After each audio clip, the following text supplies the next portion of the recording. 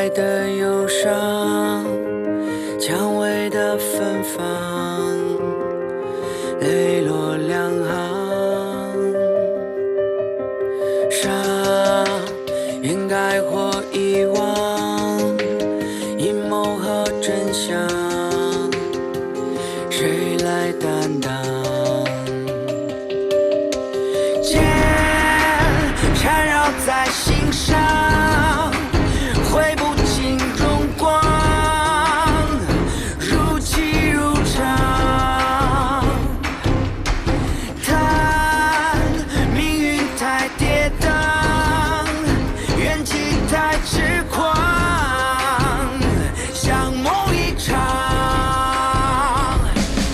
这恩怨难断，岁月总难当，豪情壮志与天地共享。无畏无惧，携手闯，表到地老天荒。当硝烟散尽，跌落尽时光，若只真只幻，热血燃沙场。一路笑傲，四野八荒。八荒之上，日出东方，俯瞰众生和苍茫。莽荒之上，侠骨柔肠，不负天下和理想。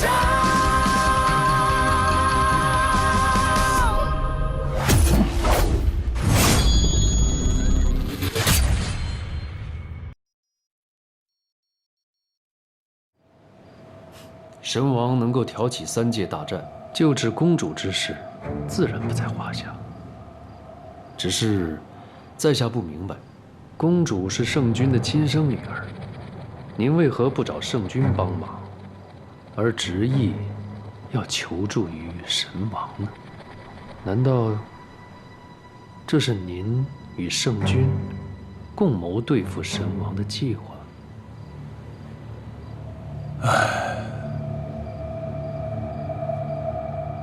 我何尝没有为此事苦苦哀求？可是这救治之法需伤及他自身，圣君身为界域之王，向来以大局为重。即便是他自己亲生女儿的性命，也不会动摇他半分。可是在我看来，他这些仁义道德全都是空谈。他这么做，无非是为了他自己的地位。地位？这么多年来，他一直都在压制着我，无论是权力还是地位，我早就受够了。我记得那时，他不肯帮我救下长泽公主，现在是我向他讨债的时候了。那您究竟是想救治公主，还是夺权呢？这两者矛盾吗？我明白了，我终于明白了，族长救治公主之事，心意已决。那是自然，无论付出什么样的代价，我都要完成此事。我曾经派出过无数奇能异士前去闯那生死门，可是皆没有结果。如今机缘巧合，让我得到这天阶法宝，此乃天意，我断然不会放弃的。既然如此，族长方才为何将另一件天阶法宝的线索告诉黑白血宫？怎么，你不怕他们抢了先吗？这么多年来，我也是按照这些线索来寻找，可是一直都没有找到这天阶法宝。现在木子说他们几个知道了这个线索，回去之后一定会向辩才道人请教，而以辩才道人之能，定会有所指引。届时，我们只要派人跟着木子说他们，自然会找到那天阶法宝的下落。等木子说他们几个得到了天阶法宝之时，我们再出手抢过来，岂不易如反掌？族长您筹谋周全，在下佩服。我对这天劫法宝势在必得，还劳烦阁下回去转告神王，请他准备好救治一事。当然，公主在神王处一切安好，族长放心便是。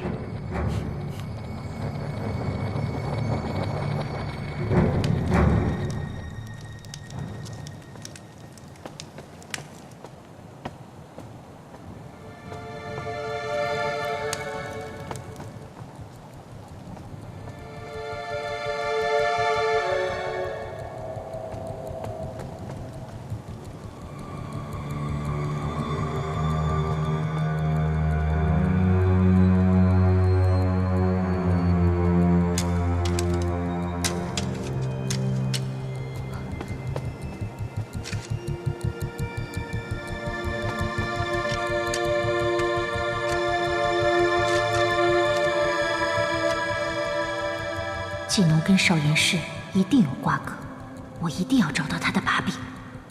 少主，神王已经回归了，老祖也在催促着我们。咱们的计划是不是该尽快了？我知道，可师公未免也太着急了。越是这个时候，我们越不能乱了阵脚。你想想，东七他虽然痴情，但是他也不是个傻子，我们要沉得住气。慢慢来，我们等待一个好的时机，等待这么长时间了，还差再等一会儿吗？少主说的有道理。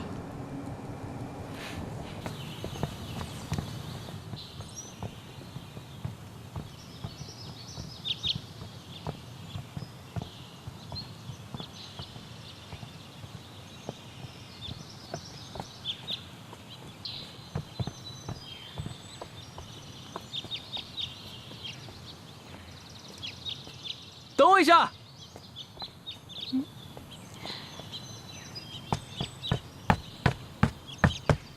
木头回来了，回来了。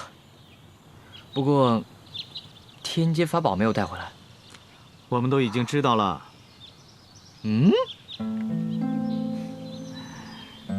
北山百威已经传信告诉我了。哦。不过你别担心。这种事情本来就得看机缘，不是吗？也是啊，不过不瞒你们说，我就差那么一点点就死在里面了，就再也见不到你们了。你这个小祸害，哪有那么容易死啊？哎，对了，金睛哥、玉薇姐、东岩氏跟九莲都没事吧？放心，玉薇没事。东岩氏那边不是有我吗？能出什么乱子呀？倒是你，所有人都在等着你呢。等我？是啊，北山市的天阶法宝没能拿回，邋遢说总得找点别的办法才行啊。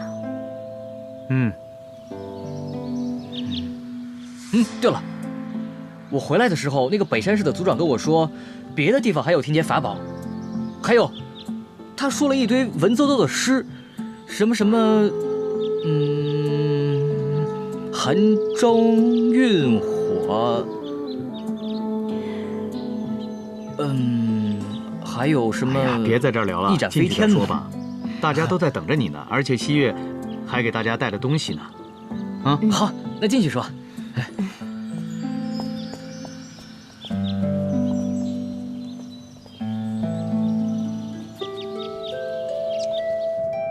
门主，您吩咐的事情我已经办妥了。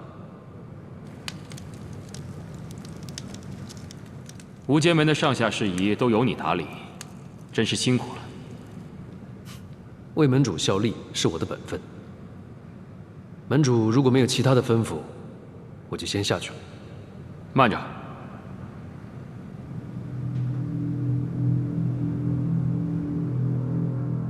我记得我提醒过你，不要和少岩氏的人有往来。可我怎么还听说你跟玄机老祖私会？门主听我解释。如今我们无间门声势壮大，良禽择木而栖。玄机老祖想要和无间门多多交流，也是人之常情。而且不瞒您说，我在加入无间门之前，就已经跟玄机老祖相识了。那就好。你的忠心我当然看得见，只不过无间门的上下事务确实繁重，你一个人来打理，实在是颇为辛苦。现在我已做决定，从即日起，你就好好休息一下吧。手头的事务，我会交给其他人来办。门主，属下为您效力，都是应该的。属下真的不需要休息。好了，此事我意已决，就这么定了。你先下去吧。是，门主。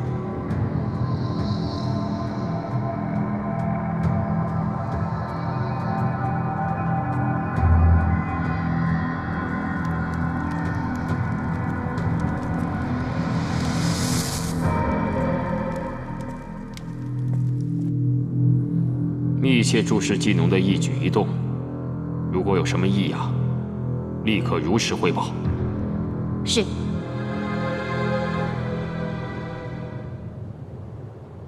上次我从北山市走的时候，北山族长跟我说了一首诗，会不会跟那个天阶法宝有关？诗是这么说的：灼灼雪莲，妖星乍现，寒中运火，沙中引山。龙精既出，血染苍峦，风起行遁，一展飞天。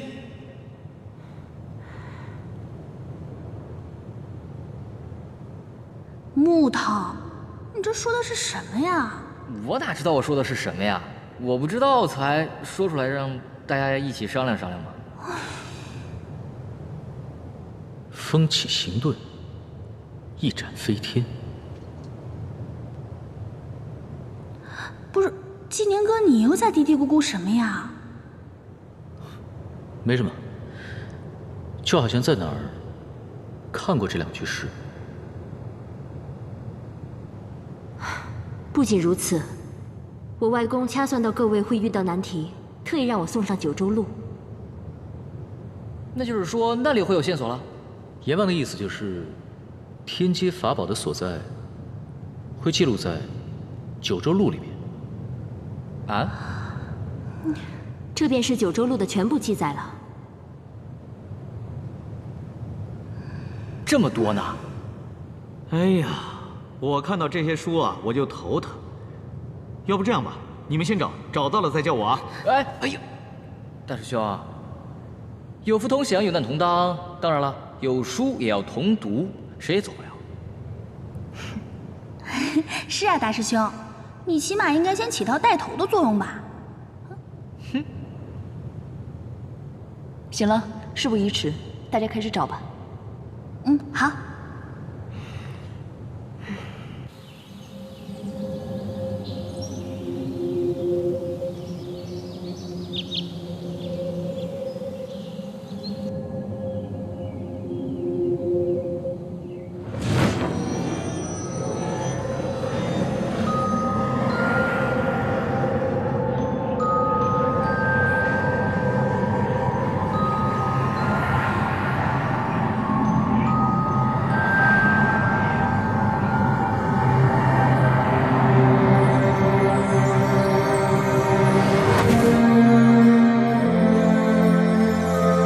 师兄，似乎有异样。是九州路的信息。九州路？难道纪宁他们要去找另一件天阶法宝了？不对呀，我告诉他们天阶法宝在东河市和北山市，这怎么会涉及到九州路呢？或许他们没有能够顺利地找回两件天阶法宝，所以要在九州路身上打主意了。此事不妥，这放置天阶法宝的地方危险重重，多少年来，大能力者尚且不敢独闯啊，这次，怕他又是凶多吉少了呀。师弟呀，话虽如此，但一切皆是天意，我不可违背。更何况，纪宁将来要担负的重担，远比此行更加艰险。此行的磨练，也是对他的一种历练吧。可是，疾风知劲草，岁寒见后凋。师弟，你要对这些孩子有信心呢。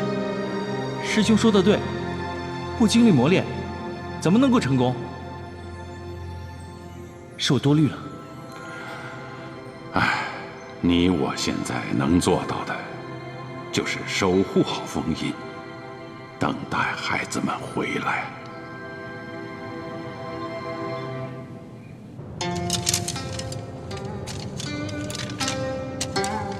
你看看这本，仔细看。这么多书，这不是？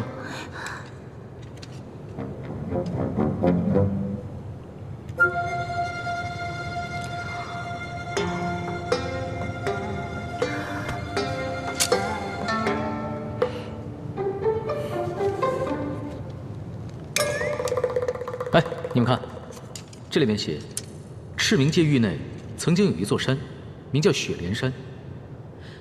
此山雪莲盛开，乃是灵气汇聚之地。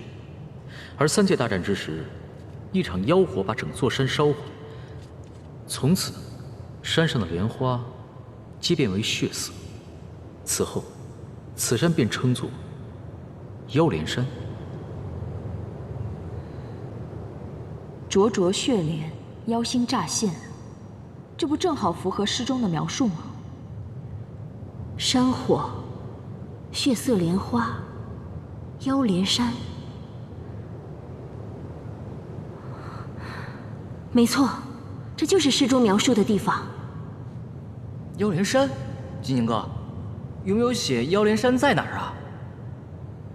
没有。哦。哼，别这样子嘛，咱们可不能这么轻易就放弃喽。那大师兄，你说怎么办？难不成让我们在整个赤冥界域去寻找这座山？那得找到什么时候啊？时间也来不及了。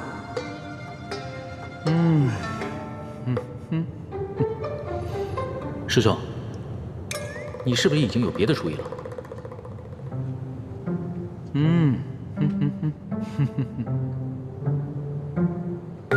喂，你是不是又在卖关子啊？哎呀，方法呢倒是有一个，但是至于能不能用，这就得看西岳郡主的意思了。我？据传，当年阎王曾救下了一条应龙，应龙为了感谢阎王，将身上的一片龙鳞赠予阎王当做礼物。此龙鳞后来化作一件宝物，名曰寻龙鳞。只要你能够说出地名，它就能够送你去想去的地方。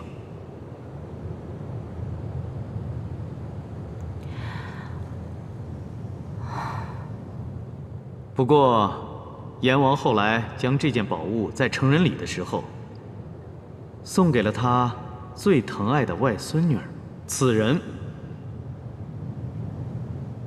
便是我们的西岳郡主啊！啊！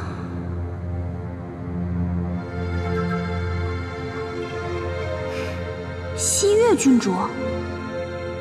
啊，原来是这样。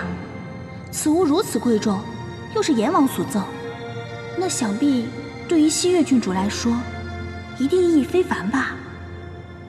亲人赠予，一定是有特殊的意义。大师兄，我们还是另想他法吧。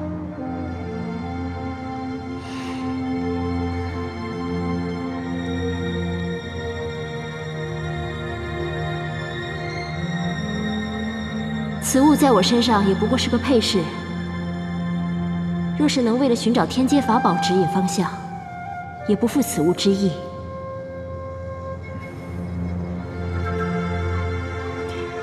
娜塔，这寻龙林就交给你吧。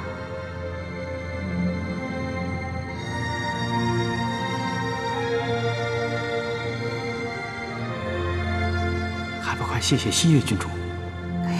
谢谢你啊！谢谢郡主，谢谢郡主。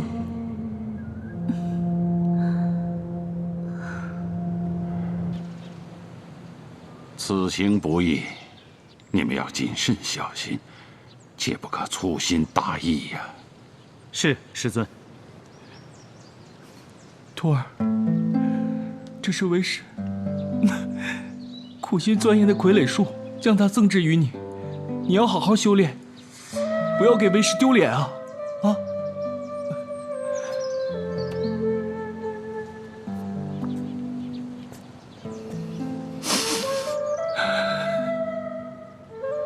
师尊，你放心吧，我会好好学习的。你要保重身体啊！师弟，你失态了。我最受不了的就是这种离别。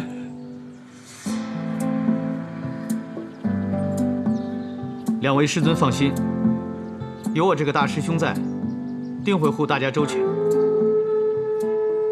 尤其是你这个呆木头。事不宜迟，你们赶快出发吧。是。师尊，你要注意身体啊。出发吧。走了。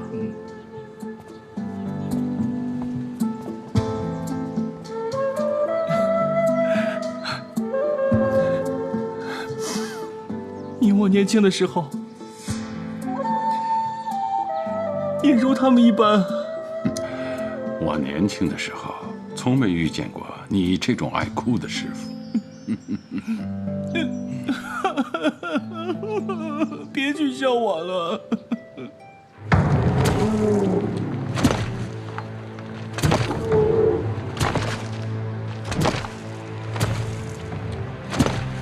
妖莲山应该就在前方，那里有传说中的龙精大妖，大家一定要注意提防。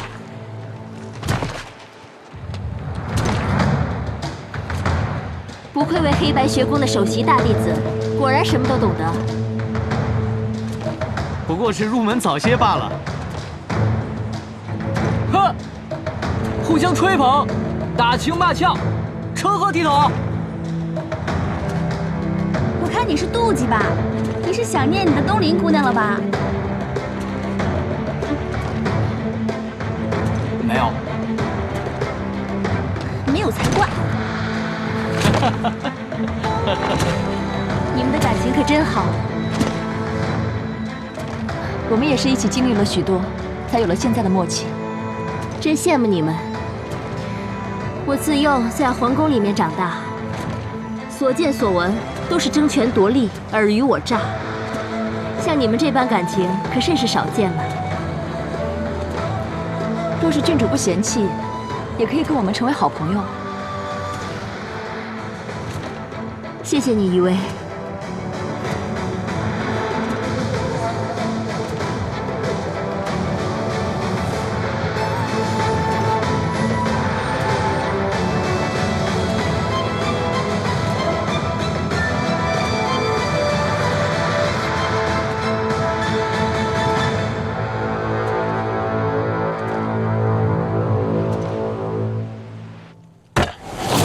什么？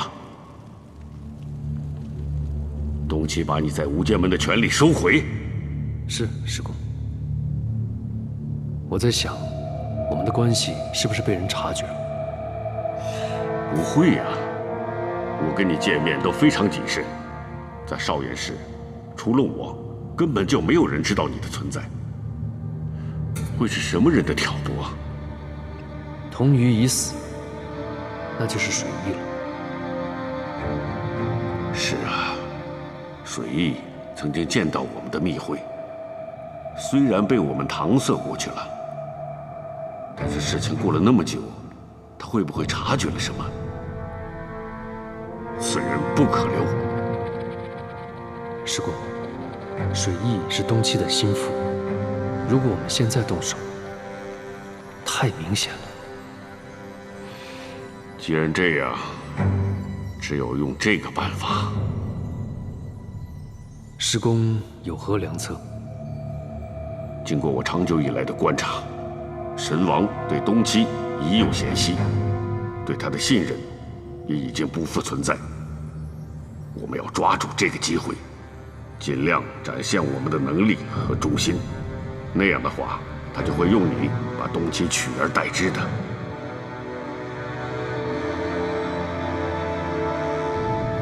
师公，那我该怎么做呢？把天阶法宝献给神王，那你取代东岐的日子就不远了。天阶法宝。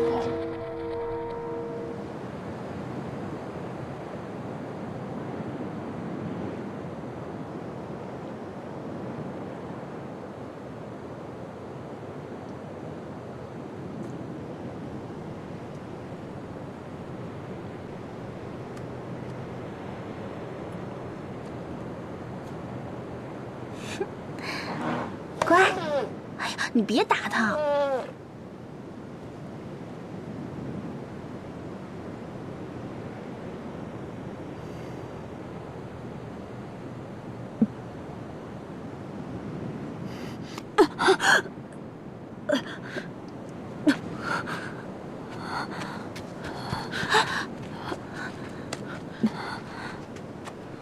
雨薇，你怎么样了？怎么样？我没事。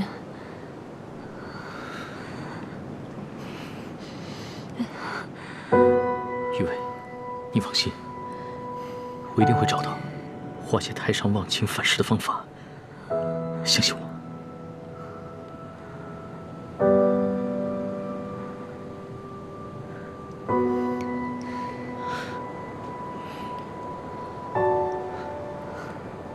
先休息会儿吧。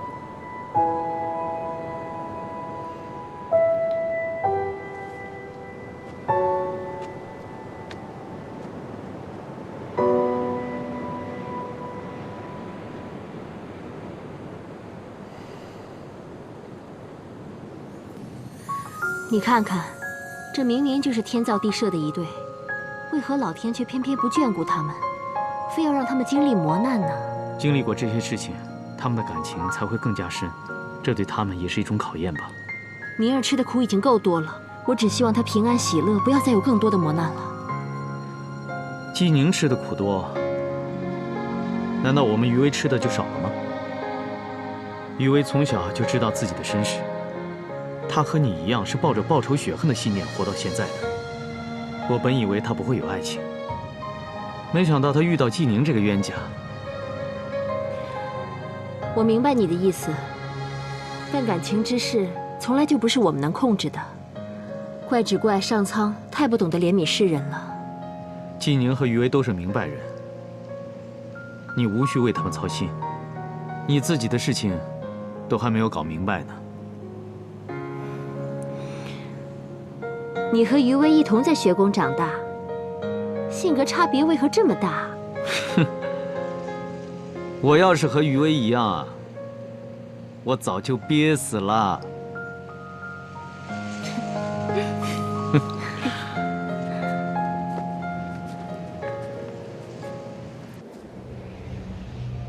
师公，此山可有异样？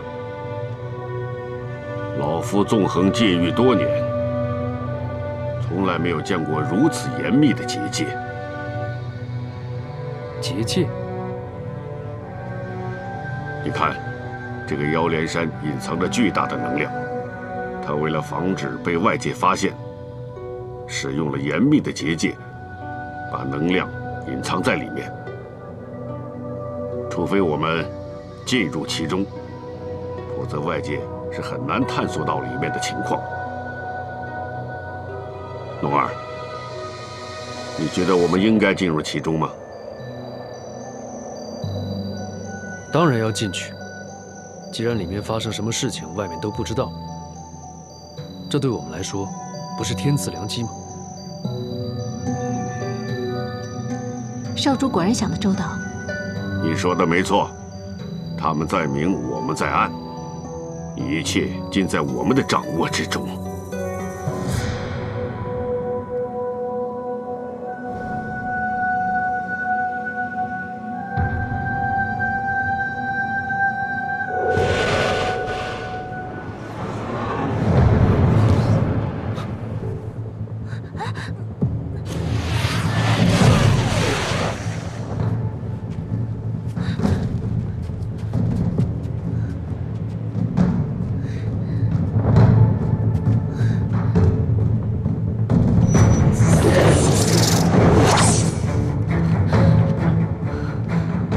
什么东西啊？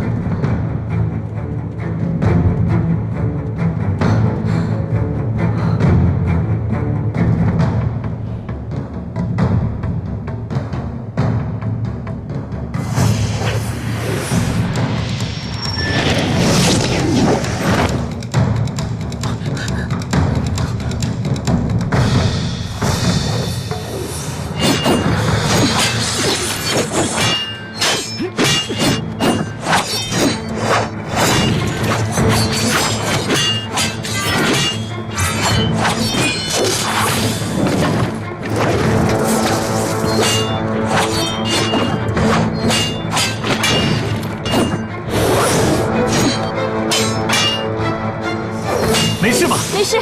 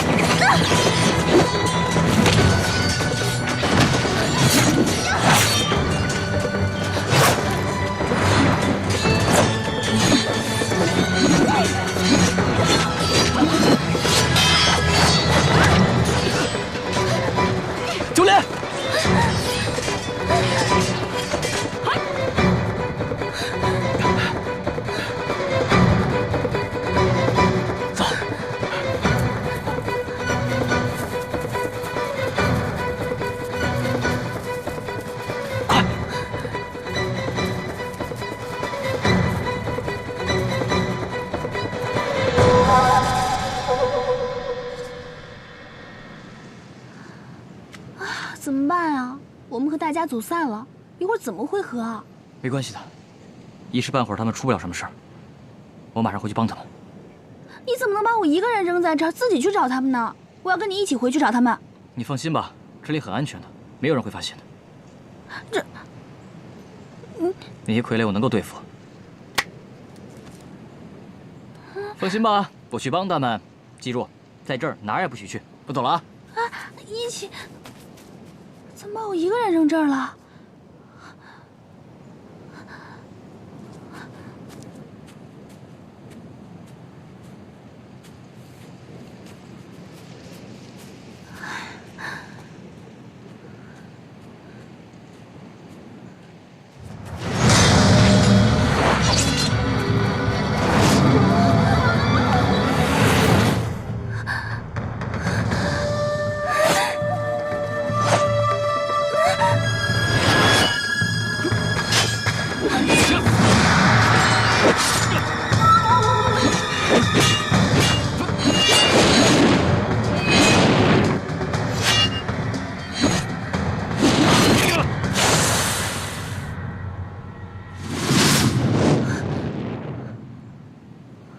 你没事吧？没事没事，刚刚多亏了你。哦，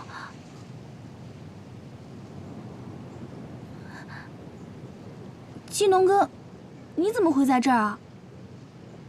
我听说你们来了这里，担心你会有危险，所以就过来看看。那这么说，你是一直跟着我了？那你怎么没有早点出现呢？你不是说你不想再见到我了吗？我没有啦。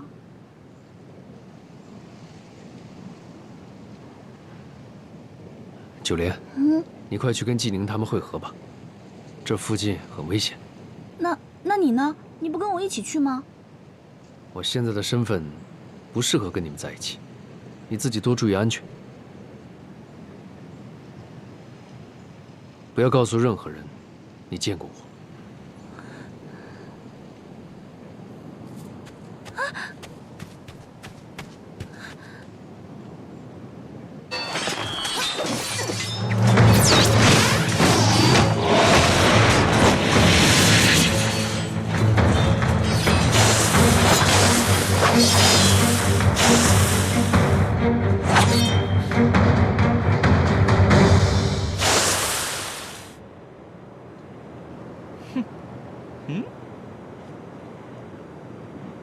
别跑啊！哎，你们都没受伤吧？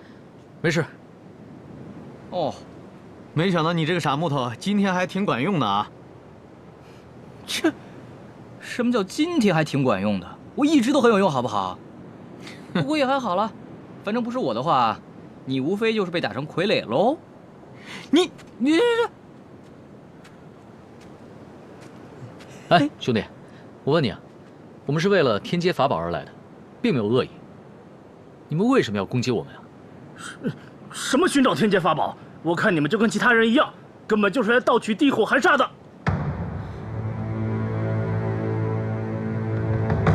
地火寒煞？对啊，地火寒煞乃我妖莲山宝贝，只要采集这两者，便可以大大提升修为。走这千万个来盗宝的人，都越不过我们的保护。喂，蛋蛋，那这么说的话，你是地火和寒煞的守护者喽？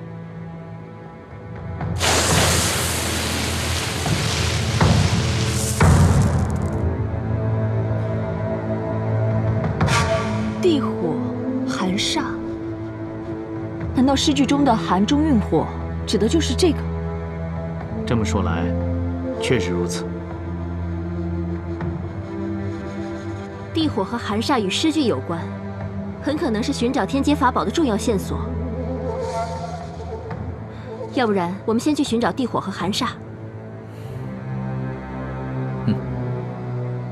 九莲呢？哼，我把它给藏起来了，在一个特别安全、特别隐秘的地方。那我们赶紧去和九莲会合吧。嗯哼，跟我走。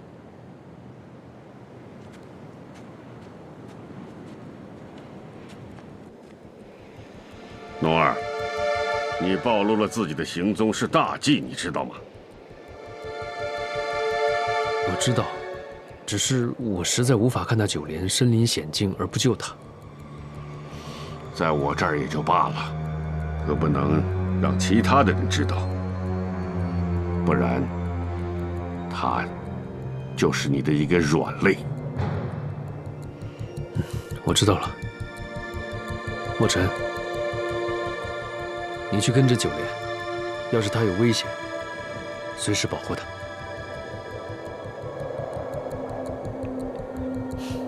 是，少主。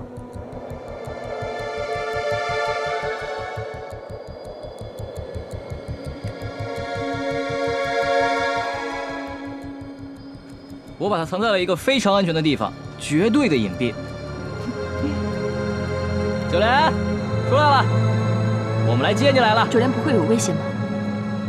哼，我刚刚跟他说了，让他藏在那儿，很安全，不要走。他去哪儿了？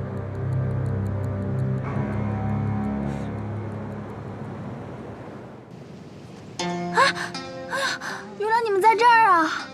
九莲，我跟你说了，让你不要乱跑，那儿很安全。你干嘛去了？你还好意思说我？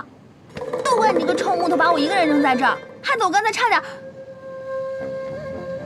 算了，你跑哪儿去了？啊，我刚才想去找你们，结果不小心迷路了。九莲，你没有受伤吧？没有，我没事。好了好了，人没事就好。咱们赶紧接着去找寒煞跟地火吧。走吧。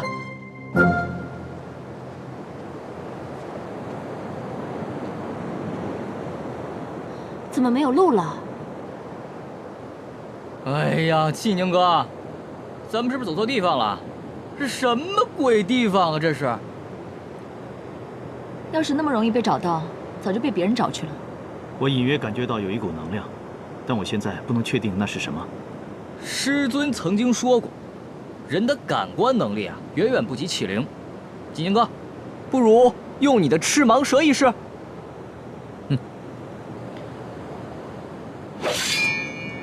喂，赤蟒蛇，起来干活了。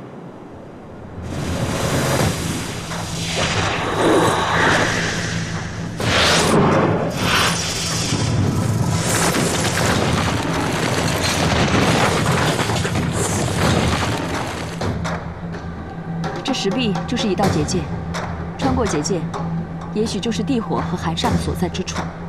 我看这结界，打破结界这种力气活儿，还是交给我们男人比较合适。木头，拿着。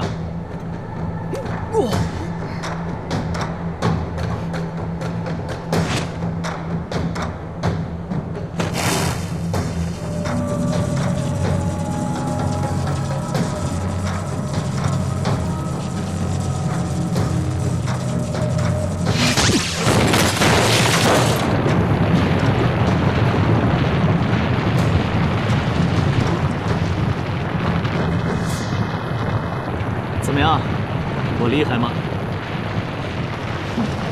哇，好厉害呀！又关了。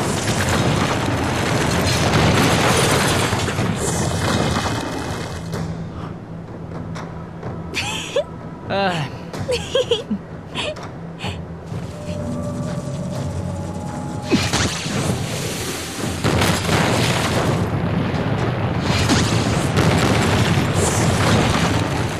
这种事情啊，要靠我们男人去做。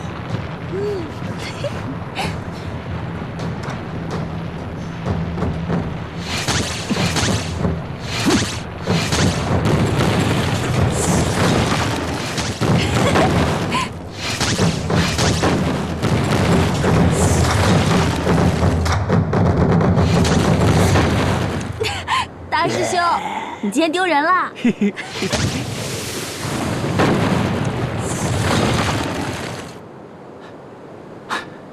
哎呀，不行了！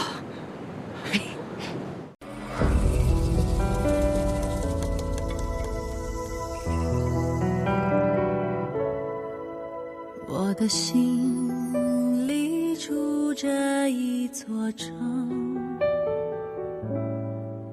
你是城里的那一扇门。我们牵着脚注定的绳，穿过一夜又一瞬红尘，手上握着万千山河，也不及你一抹红唇。你的笑让星辰都触动，你锁眉把大地都惊动。我不想做什么英雄，只愿把魂绕在你手指中。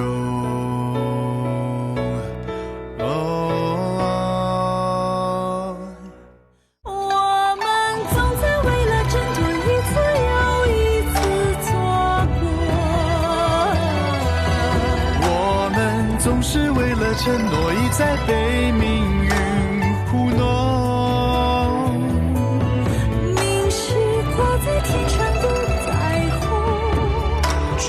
住，却瞬间溜走。只愿为你，只能为你再来过。我们总在为了挣脱一次又一次错过。我们总是为了承诺一再被命运糊弄。明是挂在天上的彩虹，抓不住却瞬间溜走。只愿为你，只能为你再来过。